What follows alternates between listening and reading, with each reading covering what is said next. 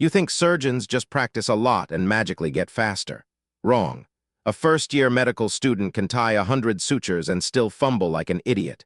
Meanwhile, a third-year surgical resident ties the same knot in 4 seconds without looking. Same skill, different system. The gap isn't talent. It's not ours. It's how they structure every single repetition. And if you steal their framework, you'll learn anything faster than 90% of people ever will. Most people think practice makes perfect. It doesn't. Naive repetition makes permanent. You keep doing the same garbage wrong for months and wonder why you're still slow. Anders Ericsson published his research on deliberate practice in 1993, and it changed everything. He studied violinists, chess players, and surgeons. The pattern was identical. Elite performers don't just repeat. They isolate errors, get immediate feedback, and correct before moving forward. Average people just do more reps. That's why you're stuck. Chapter 1. Surgeons break skills into micro-components you didn't know existed. You think tying a suture is one skill. Wrong. It's 12. Hand angle, finger pressure, loop tension, knot alignment, speed transitions, instrument grip. A surgery resident doesn't practice the whole knot over and over. They drill one component until it's automatic, then stack the next. This is called part-task training. The rest of us try to learn the whole thing at once and overload working memory. George Miller proved in 1956 that your brain holds about 7 chunks of information at a time. When you try to learn 12 things simultaneously, you remember 0. Here's what that looks like in real life. A surgical residency program at Johns Hopkins breaks down a laparoscopic cholecystectomy into 47 distinct motor tasks. Residents drill each task separately on simulators. Clip application, camera navigation, tissue retraction. Each one gets isolated. Each one gets feedback. Each one gets corrected before it becomes a habit. Compare that to how you learn to drive. You tried to steer, check mirrors, shift gears, and watch the road all at once. You sucked for 6 months because nobody isolated the components. Surgeons don't waste 6 months. They can't. People die. Chapter 2. Immediate feedback is the only feedback that matters. You think delayed feedback works. It doesn't. Roediger and Karpicke published a study in 2006 showing that feedback delays longer than a few seconds destroy retention. Your brain needs to connect the error to the action in real time, or it won't encode the correction. Surgeons get this built into every training session. They use proctors, video replay, and simulation software that flags mistakes the instant they happen. You practice guitar for an hour, record yourself later, and find out you've been playing the chorus wrong for 3 weeks. Congratulations! You just burned 3 weeks hardwiring garbage. Hit subscribe before you forget. We fix leaky brains here. Most learners operate in what Ericsson calls the comfort zone. Low difficulty, no pressure, no tracking. Surgeons operate in the learning zone, high difficulty, constant monitoring, immediate correction. A resident ties a knot. The attending surgeon watches and says, "Your loop collapsed, redo it." Not tomorrow, not next week, right now. That correction happens within seconds of the error. The neural pathway rewrites immediately. When you study alone with no feedback system, you repeat mistakes 100 times and never know. By the time someone corrects you, the wrong pattern is cemented. That's not practice, that's self-sabotage. Chapter 3. Surgeons use mental simulation before they ever touch a patient. You think hands-on practice is always better than mental rehearsal. Wrong. Feltz and Landers did a meta-analysis in 1983 of over 60 studies. Mental practice produces about 75% of the benefit of physical practice for motor skills. Surgeons walk through entire procedures in their heads the night before. Step by step. Instrument by instrument. Decision tree by decision tree. They're preloading procedural memory so working memory stays free during the real operation. You walk into an exam or a presentation cold and wonder why you choke under pressure. Your working memory is burning all its capacity on recall instead of execution. Here's the unfair advantage. A surgeon mentally rehearses a bowel resection 30 times before the first incision. They visualize the anatomy, the hand movements, the contingency plans. When they operate, it feels like the 31st repetition. The cognitive load is lower. The error rate drops. Compare that to how you prepared for your last big project. You probably winged it and relied on thinking on your feet. That's code for maxing out your mental bandwidth and hoping nothing goes wrong.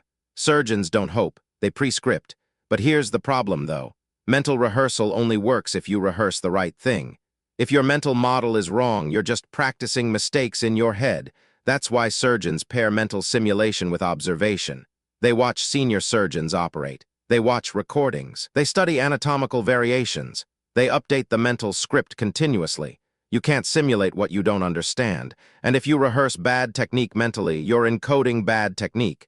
That's why feedback loops have to come first. Chapter 4. Surgeons train at the edge of failure on purpose. You avoid mistakes because they feel bad. Wrong. Mistakes are the only signal your brain uses to improve. Bjork and Bjork introduced the concept of desirable difficulties in 1994. When learning feels hard and you make errors, your brain encodes deeper. When learning feels smooth, retention is shallow. Surgical training is deliberately designed to induce failure. Simulators increase difficulty. Proctors add time pressure. Scenarios introduce complications mid-procedure. Residents fail fast, correct fast, and improve fast. Here's what average people do instead. They practice easy things they already know because it feels productive.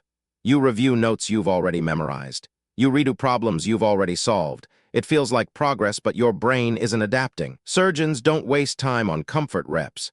A resident who can tie a basic knot in 5 seconds doesn't drill basic knots.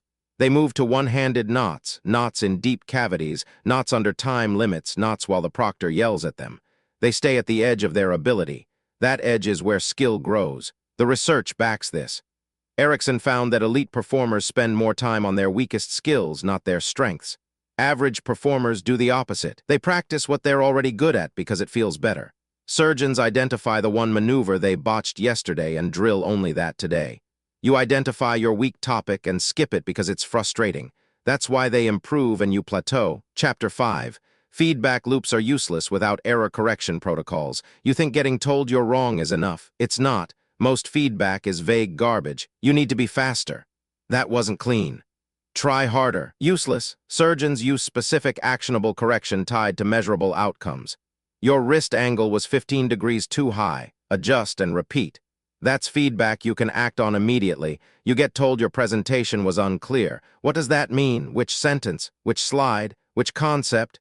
You leave with nothing actionable and repeat the same mistake next time. Surgical residencies use structured debriefs after every procedure. What went right?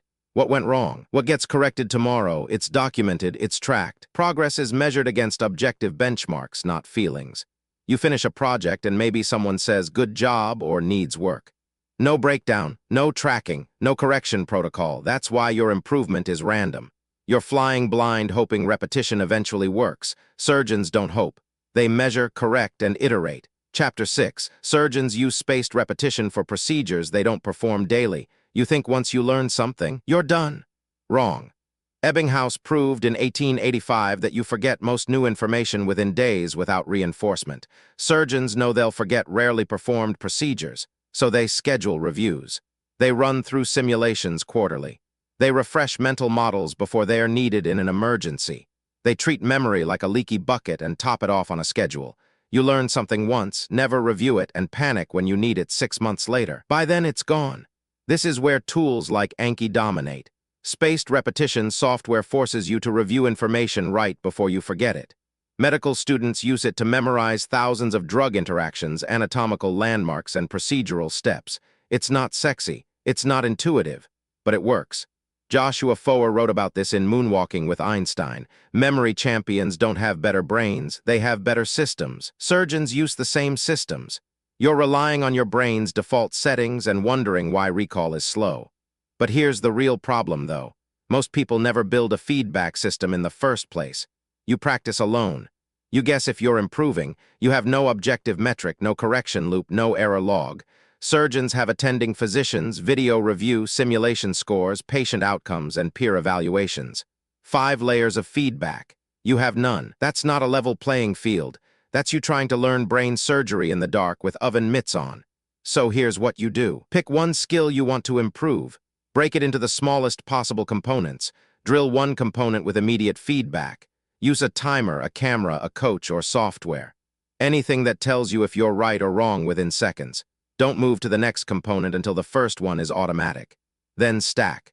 Mental rehearsal before execution. Train at the edge of failure. Log your errors. Correct them the same day. Schedule reviews so you don't forget. That's the system. It's not complicated. It's just not what average people do. Surgeons learn faster because they have no choice. The stakes are too high for wasted reps. You have the luxury of mediocrity, so you take it. But if you want results that look unfair, you need to train like failure has consequences.